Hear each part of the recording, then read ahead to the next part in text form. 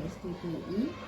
Saya akan melakukan wawancara mengenai IKM dengan Pak Ali Wahyudi SPDSD, guru senior dari SD Negeri 6 Kutoharjo, Rembang. Pak Ali Wahyudi, bagaimana kabarnya hari ini, Pak? Alhamdulillah baik, Bu. Saat ini Pak Ali Wahyudi mengajar di kelas berapa? Saya mengajar di kelas 5, Bu. Menurut Bapak, bagaimana proses implementasi kurikulum Merdeka di SD yang Bapak ajar? Jadi di kelas 5 SD Negeri 6 Kutoharjo sudah melaksanakan kurikulum Merdeka sekitar baru tahun pelajaran ini, Bu, sekitar 6 bulan. Untuk pelaksanaan kurikulum Merdeka ini khususnya di kelas saya itu, kalau dulu pada kurikulum 2013 pembelajarannya itu pembelajaran tematik. Kalau pada kurikulum Merdeka ini pembelajarannya itu dikembalikan lagi ke mata pelajaran. Jadi untuk mata pelajaran di kelas 5 itu PKN, IPA, Bahasa Indonesia, Matematika, itu yang pelajaran pokok. Yang beda dari kurikulum Merdeka ini yaitu adanya P5, Proyek Penguatan Profil Pelajar Pancasila. Bagaimana penerapan dari P5 itu, Pak? Untuk P5 ini kita buat dalam satu minggu itu kita buat di hari Sabtu full. Jadi di hari Sabtu full itu kegiatan P5. Pada SD Negeri 6 Kutoharjo ini, di SD Negeri 6 Kutoharjo kita untuk P5 pada semester 1 ini kita membuat tema atau dengan tema gaya hidup berkelanjutan tentang bagaimana pengelolaan sampah di SD Negeri 6 ini. Kemarin kita sudah melakukan kegiatan, awalnya dari kegiatan perkenalan, anak-anak itu ditunjukkan bagaimana gaya sampah, kemudian bagaimana pemanfaatan sampah. Kalau kemarin kita sudah melaksanakan kegiatan pemanfaatan barang bekas untuk pembuatan pot dari galon air yang sudah tidak terpakai, dan itu sudah kita gunakan untuk kita nanam sawi, Bu. Jadi alhamdulillah sawinya sudah tumbuh ini, Bu. Terus berarti yang sudah menggunakan IKM ini kelas 1? Kelas 1, 2, 4, dan 5. Sedangkan kelas 3 dan 6 masih menggunakan kurikulum 2013. Kira-kira apakah hambatan yang dihadapi dalam implementasi kurikulum Merdeka ini, Pak?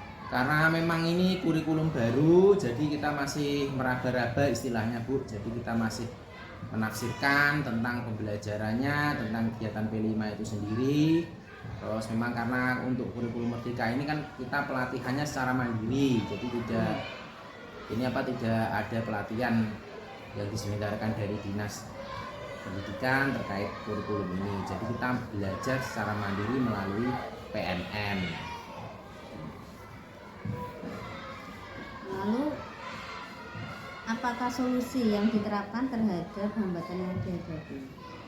Karena kita belajar secara mandiri, jadi banyak hal yang terkadang kita itu belum paham atau mungkin kita menafsirkannya berbeda. Untuk mencari solusi dari permasalahan tersebut, kita itu sering melakukan diskusi, baik diskusi secara internal di sekolahan kita sendiri, kita juga diskusi dengan guru-guru yang lain melalui forum KKG, karena di Kecamatan Rembang ini khususnya kan ada kelompok kerja guru. Di situ kita bisa berdiskusi, bertanya tentang implementasi kurikulum Merdeka di sekolah-sekolah yang lain. Sebenarnya IKM itu bisa dikatakan susah atau mudah? Sebenarnya kalau dibilang susah ya tidak susah, kalau dibilang mudah ya tidak mudah, Bu. Karena mungkin tantangannya itu karena ini sesuatu hal yang baru. Jadi kalau kita ada sesuatu yang baru, kalau belum terbiasa kan kita merasa wah susah sekali. Tapi kalau kita sudah melaksanakannya, sudah berjalan dengan baik, kita bisa melakukan evaluasi dan refleksi atas hal tersebut, tentunya nanti ke depan bisa lebih mudah. Jadi ada hambatan, pasti ada solusinya nih, Pak. Nggih.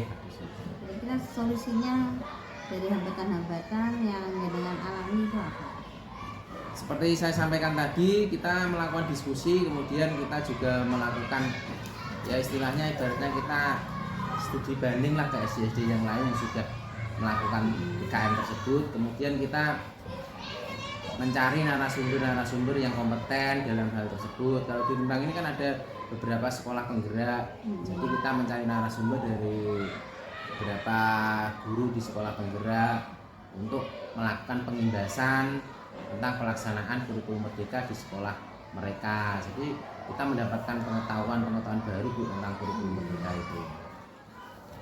Kalau menurut Bapak lebih suka kurikulum merdeka atau K13? Sebenarnya sama sih Bu, untuk kurikulum merdeka ini kan memang yang terbaru itu ada P5 itu Bu. Jadi anak tidak hanya belajar tentang pengetahuan saja, tetapi anak-anak belajar tentang karakter, tentang keterampilan dan lain sebagainya.